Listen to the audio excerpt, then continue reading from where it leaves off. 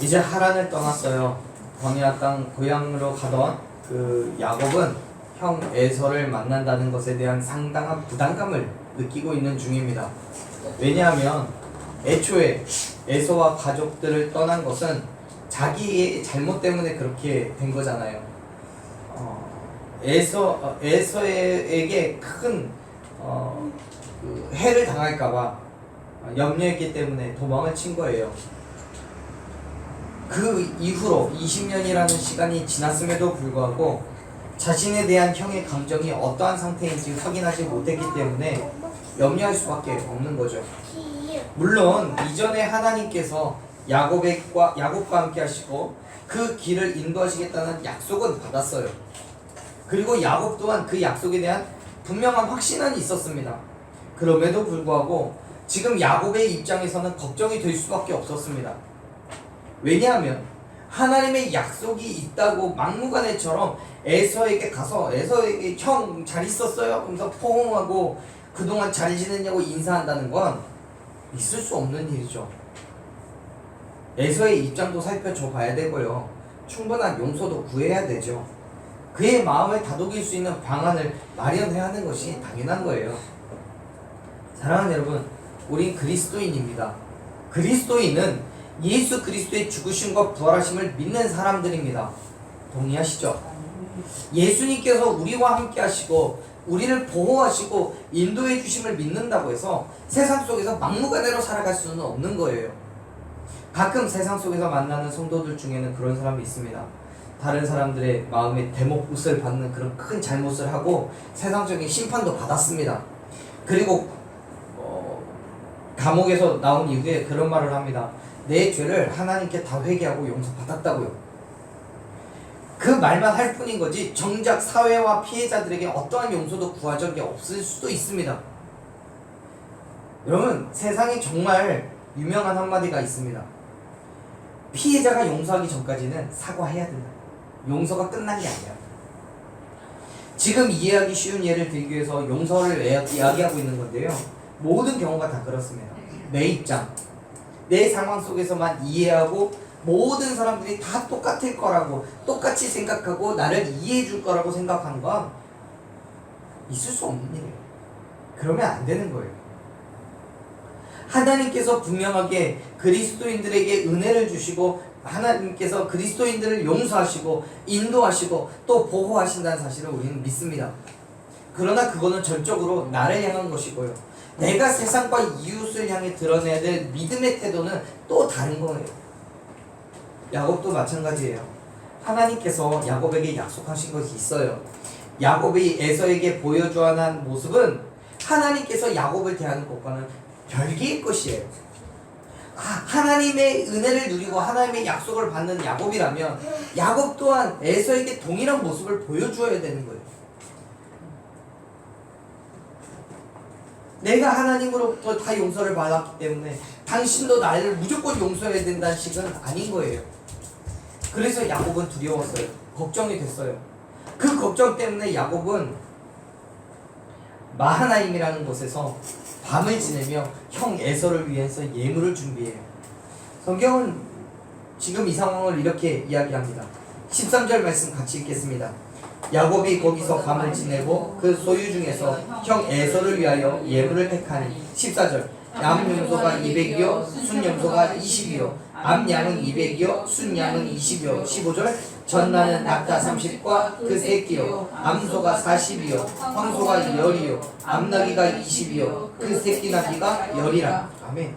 야곱은 자기가 가지고 있는 재물들 중에서 암염소 200마리, 순염소 20마리, 암양 20마리, 200마리, 순양 20마리 등등 것을 재물을 준비합니다. 암컷들은 다 200마리, 30마리, 40마리 이러는데 수컷들은 20마리, 10마리. 이건 성차별이 아니에요. 암양이 훨씬 새끼를 뵐 수 있기 때문에 낳을 수 있기 때문에 훨씬 더 값어치가 있는 겁니다. 그런데 그것들을 지금 야곱은 에서를 위해서 더 많은 것들로 챙겨주고 있는 거예요. 그만큼 자기가 할 수 있는 모든 것을 최선을 다해서 에서를 대우하고 있다는 것을 보여주고 있는 거죠.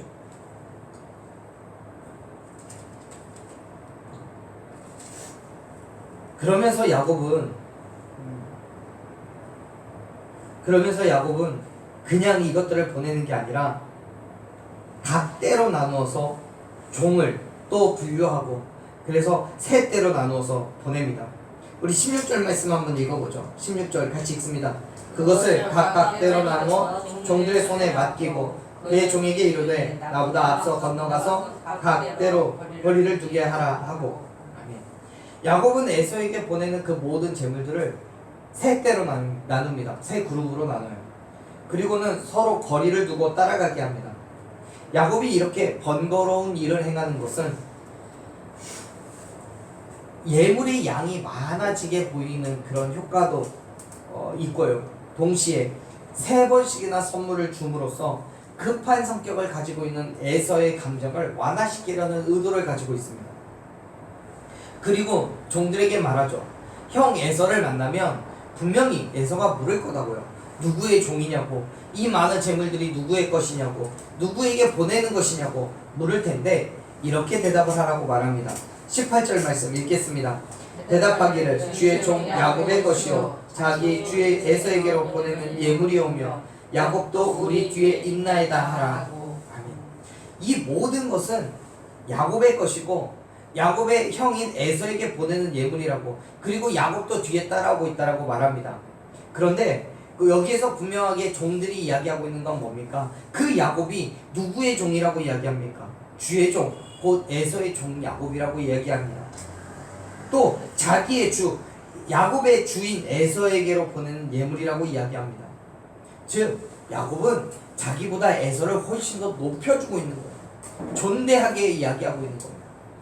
그럼으로써 지금 야곱은 철저하게 낮아지고 겸손한 모습으로 에서를 향해서 나아가고 있다는 사실을 종에게 주지시키고 있는 거지요. 이런 대답을 둘째와 셋째 그룹에도 동일하게 행하도록 가르칩니다.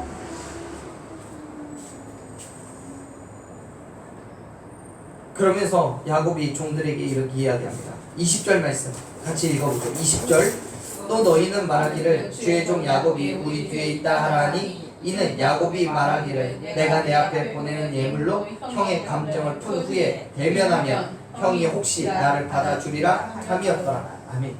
야곱은요 에서가 이 예물을 통해서 자기에 대한 감정이 해결되기를 소망하고 있는 거예요. 20년 만의 만남이 진정한 반가움과 기쁨이 있기를 원하고 있는 거예요. 그리고 그 일을 위해서 야곱은 자기의 유익과 만족을 다 뒤로하고 에서의 감정을 살피죠. 에서를 위로하기 위해서 자기가 뭘 해야 될지를 고민하고 정말 가식적이거나 속이기 위해서가 아니라 최선을 다해 섬깁니다. 야곱은 자기의 유익을 구하지 않아요. 에서와의 관계를 회복할 수만 있다면 무엇이든지 기쁨으로 내어놓을 수 있었고 자기의 모든 것을 다해서 용서를 구하고 위로를 얻으려고 위로하려고 하는 거예요. 그래서 자기가 갖고 있는 모든 가축들도 다 나누고 종들도 보내고 그러면서 자기도 다 낮춰서 주의 종이라고까지 이야기하고 있는 거죠. 사랑하는 여러분, 그리스도인의 행함은요 내가 아니라 남의 유익을 위한 행함이어야 함을 믿으시길 바랍니다. 이웃과의 관계를 개선하고 회복시키기 위한 그러한 행함이 저와 여러분 가운데 있어야 함을 여러분 믿으시길 바랍니다. 사도 바울은요 고린도전서 10장에서 자기의 유익을 구하지 말고 많은 사람의 유익을 구해서 그들로 구원을 받게 하라고 권면합니다. 그것은 남보다 내가 낫기 때문이 아닙니다.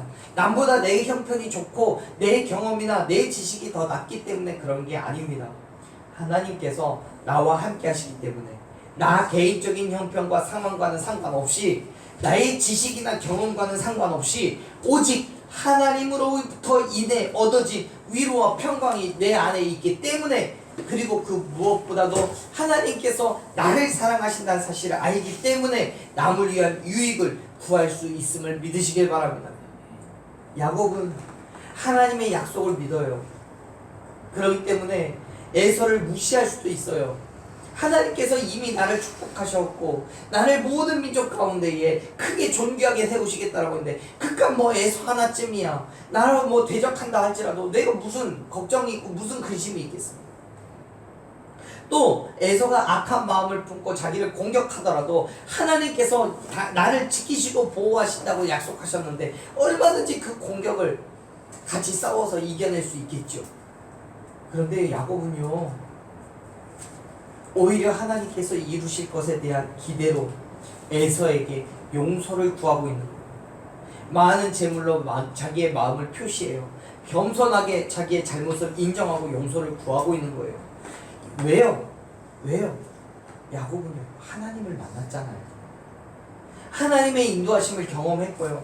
하나님의 위로를 경험했기 때문에 더 이상 에서를 속이거나 그에게서 도망갈 필요가 없었던 거예요. 왜요? 자기와 함께하고 계시는 하나님을 인정했기 때문에 오히려 에서를 향한 긍휼한 마음, 에서의 유익을 구하는 마음이 배이 있었던 거죠. 에서에게 용서를 구하고 화해하고 싶은 그 마음뿐입니다. 왜요? 나를 향한 자신을 향한 하나님의 사랑을 알기 때문에. 사랑하는 여러분, 여전히 우리도 마찬가지입니다.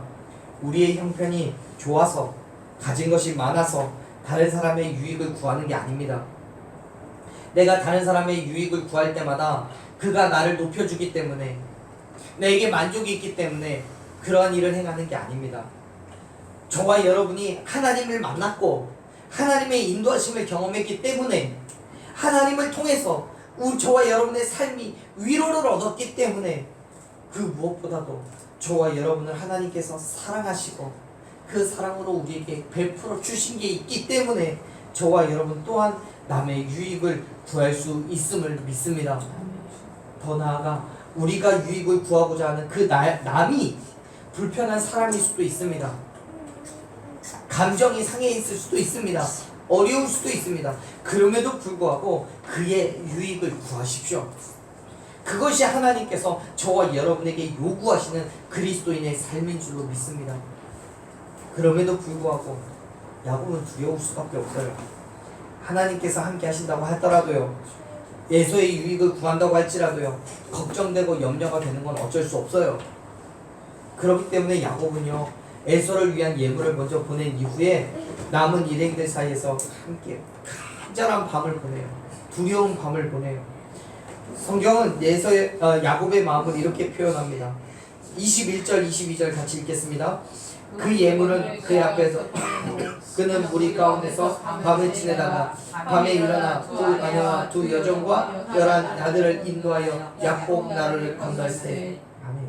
야곱은요 예물을 먼저 보낸 후에 긴장이 돼서 잠을 자질 못해요. 걱정하고 염려가 돼요. 비록 예물을 먼저 보내서 형의 감정을 풀어주려고 하지만 어떻게 될지 모르는 거죠.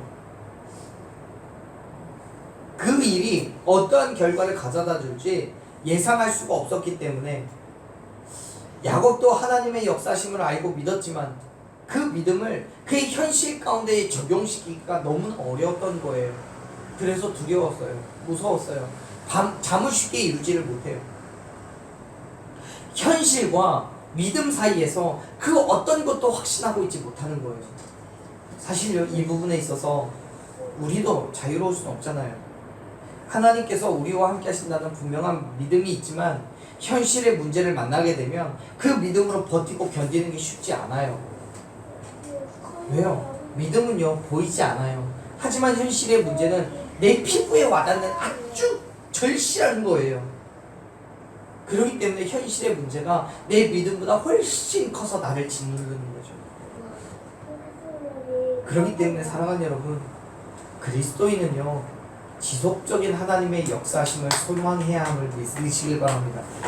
하나님의 손을 경험하고 느끼고 하나님께서 우리를 붙잡고 이루어 가심을 우리가 경험할 때 사랑하는 여러분, 우리는 세상을 이기고 승리할 수 있음을 믿으시길 바랍니다.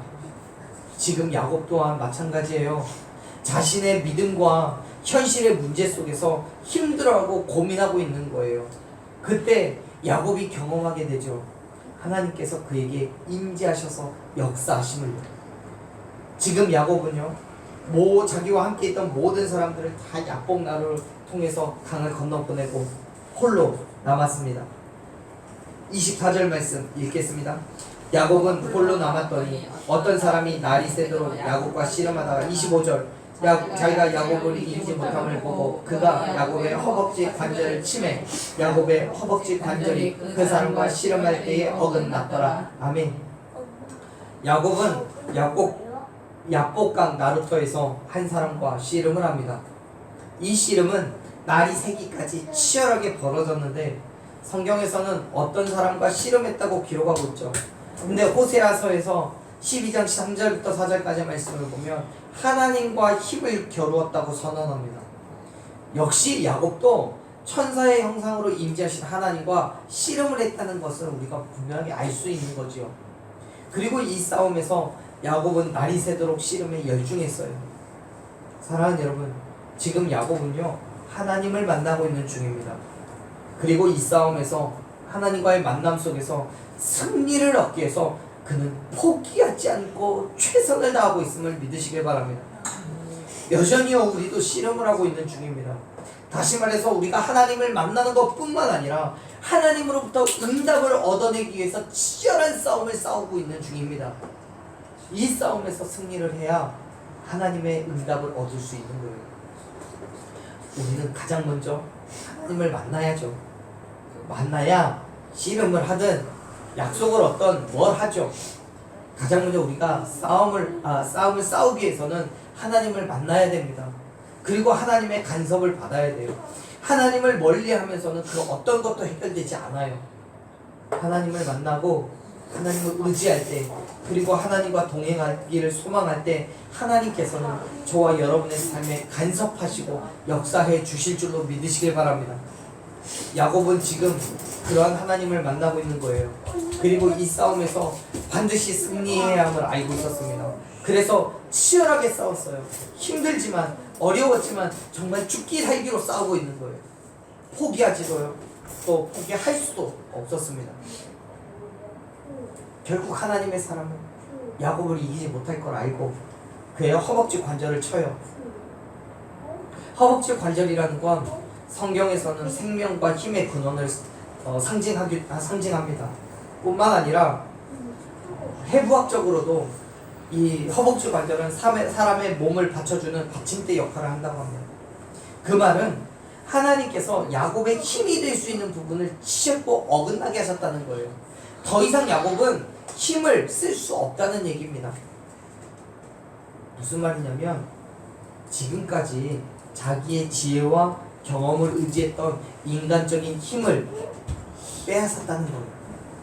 그 힘이 사라졌기 때문에 야곱은 이제 온전히 하나님만을 의지할 수 있음을 믿습니다. 하나님께서 역사하시려면 인간적인 힘을 빼야 되는 거예요. 하나님께서 인간의 모든 것들을 꺾고 오직 하나님만을 바라봤을 때, 하나님만 의지했을 때 그때야 비로소 하나님께서 역사하심을 믿으시길 바랍니다. 그래요. 야곱이 포기하지 않고 끝까지 하나님을 물고 늘어졌던 것처럼 저와 여러분 또한 오직 하나님만을 의지하는 믿음이 있기를 축원합니다. 세상의 문제를 대할 때에, 세상의 어려움을 대할 때에 세상은 우리에게 인간적인 힘을 발휘하라고 요구합니다. 인간의 지혜를 구하라고 요구합니다. 네 경험과 네가 알고 있는 모든 수단과 방법을 동원해서 그 문제를 해결하라고 합니다. 그렇게 인간의 힘을 사용할 때 결코 하나님께서 역사하실 수가 없어요. 그 안에서 우리는 실험하고 있는 거예요. 세상의 것을 택할 것인지 하나님을 물고 늘어질 것인지를 결정해야 되는 거예요. 만약에 야곱이 지금 이 싸움에서 자기의 힘을 생각하고 자기의 노력을 생각해서 포기해버렸다면 하나님의 은혜는, 하나님의 역사는 구할 수 없었을 겁니다. 그러나 지금 이 싸움에서 반드시 승리해야 됨을 알기 때문에 하나님의 은혜를 구해야 되기 때문에 지금 야곱은 끝까지 하나님의 손을 붙잡고 놓지 않았음을 기억하시길 바랍니다. 그리고 마침내 그렇게 자기의 힘을 모두 다 빼고 인간의 지혜와 지식과 경험들 모든 것들을 포기하고 주님 앞에 나아갔을 때 야곱은 약속을 얻었습니다. 어떤 약속을 얻었습니까? 말씀을 보죠. 28절 말씀 읽겠습니다. 27절부터 읽죠. 그 사람이 그에게 이르되 내 이름이 무엇이냐? 그가 이르되 야곱이니이다. 그가 이르되 내 이름을 다시는 야곱이라 부를 것이 아니요 이스라엘이라 부를 것이니 이는 내가 하나님과 및 사람들과 겨루어 이겼음이니라. 아멘. 야곱은요 자기의 축복을 구합니다. 지금 야곱이 구하는 축복은 어떤 물질이나 환경에 대한 복만 이야기하는 게 아니에요. 하나님께서 인간의 모든 삶에 역사하시는, 전적으로 역사하시는 그 복을 이야기하는 겁니다. 즉 야곱은 이제부터 지금 내 인간의 힘에 모두 다 빠진 지금 이 순간부터는 자신의 삶의 모든 것들을 하나님께 맡겨버릴 거기 때문에, 하나님께 드리고 하나님의 인도하심을 받을 거기 때문에 하나님께서 모든 문제, 모든 상황들 가운데에 역사해달라고 요청하고 있는 거예요. 그리고 하나님께서 그러한 야곱의 요청에 대답하시는 거예요. 네 이름을 이제는 야곱이라 부르지 않고 이스라엘이라 하겠다고. 야곱이 하나님께 받음의 복의 내용은 이스라엘이라는 새 이름이에요. 이 이름의 뜻은 하나님과 씨름하여 이긴 자입니다. 이 이름에는요 하나님의 축복이 반영되어 있습니다. 즉 하나님께서 대신 싸우시겠다는 의미가 함축되어 있는 거예요. 이런 거죠. 어떤 전쟁이 벌어졌습니다. 왕은 그 전쟁에 나가서 한 장수와 싸웁니다. 장수와 싸워서 이겼습니다. 그리고 그 장수는 이 왕의 신복이 됩니다. 또 다른 전쟁이 벌어졌습니다. 그때 전쟁이 일어나면 누가 나가 싸웁니까? 왕이 아니라 신복이 나가서 싸웁니다. 왕의 명령을 받들 거예요. 그런 겁니다. 지금 야곱과 싸워서 이긴, 하나님과 싸워서 이긴 야곱은 네 이름을 이스라엘이라 부르겠다고 하나님과 겨루어서 이겼다라고 말하는 건 이제는 네가 싸우는 게 아니라 하나님이 대신 싸워주시겠다라고 말씀하고 계심을 믿으시길 바랍니다. 인간의 힘과 노력을 철저하게 거부하고 오직 하나님의 힘과 능력을 구할 때 하나님께서는 나를 대신하여 일하시겠다라는 증명이에요. 천지 만물을 창조하시고 다스리신 하나님께서 야곱의 지금까지의 산도에서 역사하셨고 인도하신 하나님께서 그 누구와 싸워서 이기지 못하겠습니까? 그 하나님께서 나를 대신하여 싸워주심을 믿을 때 포기하지 않고 우리의 모든 어려움과 괴로움의 순간들을 이겨내고 버틸 수 있음을 믿습니다. 하나님께서는 야곱에게 이스라엘이라는 이름을 통해서 이렇게 약속하시는 거예요. 네가 하나님과 싸워서 이겼기 때문에 이제 너의 모든 문제를 하나님께서 해결하실 거예요. 그 일이 광야의 길을 가는 것이든 아니면 에서와의 화해를 하는 것이든 당면한 모든 문제를 이제는 다 하나님께서 해결하실 거야. 사랑하는 여러분, 하나님께서 오늘 저와 여러분에게도 동일한 약속을 하신 줄로 믿습니다. 야곱과 같이 끈질기게 기도하며 하나님의 역사하심을 간구할 때 마침내 하나님께서 저와 여러분 가운데 역사하셔서 그 모든 것들, 우리의 눈앞에 놓여진 모든 문제들을 해결해 주실 줄로 믿습니다. 그렇기 때문에 포기하지 말고 기도하십시오. 포기하지 말고 하나님의 간구를 구하십시오. 하나님께서 역사하실 때까지 기도하십시오. 끈질기게 기도하십시오. 하나님께서 우리의 문제를 해결해 주실 줄로 믿으며 기도하십시오. 그럴 때 하나님께서는 반드시 저와 여러분의 삶 가운데 주권적으로 역사하셔서 우리를 통해 하나님께서 이루시기를 원하시는 그 모든 일들을 하나하나 이루어 가실 줄로 믿습니다. 우리의 모든 그리스도인의 삶, 그러한 삶, 그러한 축복을 누리는 삶이 되기를 간절히 축원합니다. 우리 한번 그러한 믿음으로 기도하시죠.